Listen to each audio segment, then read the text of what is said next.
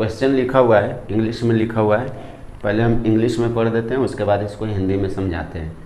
If a b belongs to N such that a square minus b square is a prime number then a square minus b square is equal to what.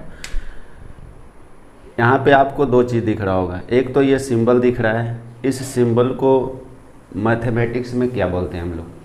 दूसरा N को हम लोग mathematically में किस चीज़ के लिए use करते हैं। और तीसरा प्राइम नंबर, यहाँ पे अभी बाद में आते हैं, पहले इसको समझते हैं। ये सिंबल जो है इसका अंग्रेजी में इसको हम बोलते हैं बिलोंग्स टू। यहाँ पे लिखा हुआ है a b belongs to N, N denote कर रहा है नेचुरल नंबर को, हिंदी में नेचुरल नंबर को प्राकृत संख्या बोलते हैं। इसका मतलब हो गया कि ये जो है ये डिनोट करता है कि इसका ए बी नेचुरल नंबर मतलब प्राकृत संख्या का ही सदस्य है, प्राकृत संख्या से बिलोंग करता है। कौन? ए और बी। यदि ए और बी प्राकृत संख्याएं हैं सच दैट जो कि ए स्क्वायर जबकि a square minus b square is a prime number. A b तो प्राकृत संख्या है, लेकिन ए और बी को जब हम इस फॉर्म में लिखते हैं ए स्क्वायर माइनस बी स्क्वायर के फॉर्म में, तो ये क्या बन जाता है? Prime number. प्राइम को हिंदी में अभाज्य बोलते हैं।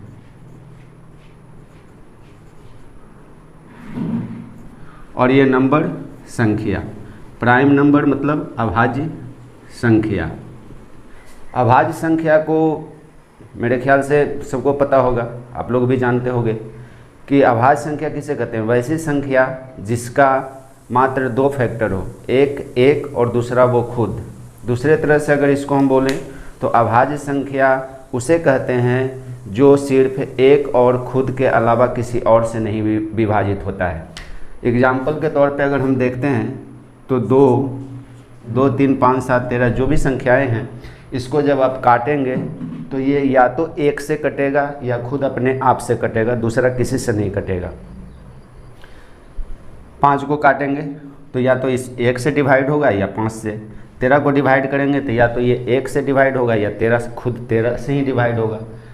पहली बात। दूसरी बात कि जितना भी अभाज्य संख्या है, जितने भी प्राइम नंबर हैं, इसका मात्र 2 फैक्टर होते हैं। पहला फैक्टर तो ये 1 होता है और दूसरा फैक्टर 7 होता है। फैक्टर का मतलब गुणनखंड, हिंदी में इसको गुणनखंड बोलते हैं।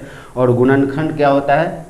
गुणनखंड जिसका भी हम गुणनखंड बोल रहे हैं इससे ये पूरा विभाजित हो। अगर 7 का ये 1 और 7 गुणनखंड है, इसका मतलब है कि 7 से ये 7 डिवाइड होगा और 1 से 7 डिवाइड होगा। एक और मान लीजिए 8 है, तो 8 का गुणनखंड अगर हम करेंगे तो 1 तो मिलवे करेगा, चूँकि 1 से तो दुनिया का तमाम चीज़ कट जाता है।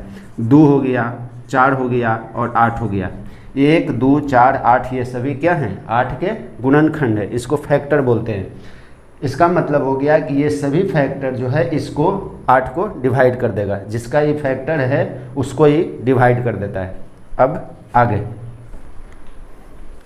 एक ये जो भाषा में लिखा हुआ है, जनरली स्टूडेंट को दिक्कत क्या होता है ना कि ये भाषा को समझने में दिक्कत होती है। एक और हम क्वेश्चन लिखते हैं भाषा में ही। आपके सामने अगर इस तरह का क्वेश्चन रख दे, a belongs to N such that a less than 5, a less than 5, तो मेरा कहने का मतलब है, या इसको ऐसा समझिए, इसको ऐसे समझने में दिक्कत होगा, इसको ऐसे समझिए,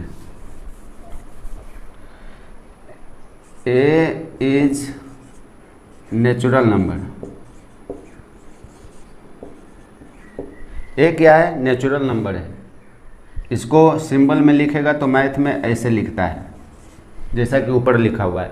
तो यहाँ क्या हिसाब क्या है? ये ए जो है एक प्राकृत संख्या है जो 5 से छोटा है। अब आपसे पूछ दिया कोई कि ए बराबर लिखो, क्या होगा? ये देख करके लिखना है आपको। तो ये देखना है और समझना है कि क्या रहा है। ये कह रहा है कि ए जो है ये जो है ये क्या है? प्राकृत संख्या है, लेकिन 5 से छोटा है। तो 5 से छोटा सभी प्राकृत संख्या लिख दीजिए। प्राकृत संख्या तो 1 से ही शुरू होता है ना, 1, 2, 3, 4। 5 नहीं लिखेंगे क्योंकि बोल रहा है कि 5 से छोटा है। अब आइए सवाल पे। इस सवाल में a square minus b square is a prime number. Prime number अभाज्य संख्या को कहते हैं। अभाज्य संख्या अभी हम लोग देखें जिसके मात्र 2 फैक्टर होते हैं, एक और दूसरा वो खुद। अब ए और बी के बारे में बता रहा है कि प्राकृत संख्या है। तो पहले तो ए स्क्वायर माइनस बी स्क्वायर जो कि एक प्राइम नंबर है, यहाँ पे लिखेंगे चूँकि since a square minus b square is a prime number, इसका मतलब हो गया कि a square minus b square एक अभाज्य संख्या है। क्योंकि हम लोग जानते हैं कि अभाज्य संख्या वो होता है जो या तो एक से कटता है या वो खुद से कटता है। तो मान लीजिए कि अगर ये तो अंक है 13, 13 का अगर कोई गुणनखंड लिखने के लिए बोले तो 13 का गुणनखंड क्या होगा, या तो 1 होगा या 13 खुद होगा। चूँकि या तो 13 से कटेगा या 1 से कटेगा, अभाज्य संख्या तो इसी को बोलते हैं। तो ये तो डिजिट था तो डायरेक्ट पता चल गया कि इसका फैक्टर 1 होगा या 13 होगा, इसके अलावा किसी और से ही कटवे नहीं करेगा, इसलिए इसका और कोई दूसरा फैक्टर नहीं है। अब ये ए स्क्वायर माइनस बी स्क्वायर है, इस फॉर्म में लिखा हुआ है तो आप लोगों को दिक्कत होना शुरू हो जाएगा कि इसका फैक्टर किधर से हम ढूंढें। तो इसका फैक्टर ढूंढने के लिए बस थोड़ा सा दिमाग लगाइए। आप लोग अभी पहले इसको पढ़े होंगे कि फॉर्मूला में भी पढ़े होंगे, a square minus b square is equal to क्या होता है, ए प्लस बी और ए माइनस बी, ये होता है। दो गो गुणनखंड तो मिल गया, एगो ए प्लस बी मिला, एगो ए माइनस बी मिला। लेकिन एक अभाज्य संख्या का जो दो गो गुणनखंड मिलता है उसमें एक तो 1 होता है और दूसरा वो खुद होता है, चाहे जो हो। यहाँ पर 13 का गुणनखंड मिला 1 और 13, यहाँ पे जो ए स्क्वायर माइनस बी स्क्वायर का जो दो गुणनखंड मिला तो एक मिला ए प्लस बी और एक मिला ए माइनस बी। अब हम लोगों को ये पता करना है कि इन दोनों में आखिर एक कौन है। एगो तो 1 है, दूसरा जो बचेगा वो रहेगा, लेकिन एक तो पता करना है, जैसा कि अभाज्य संख्या में एक रहता ही रहता है गुणनखंड के रूप में। तो अब आइए यहाँ पे ए और बी क्या है, प्राकृत संख्या है।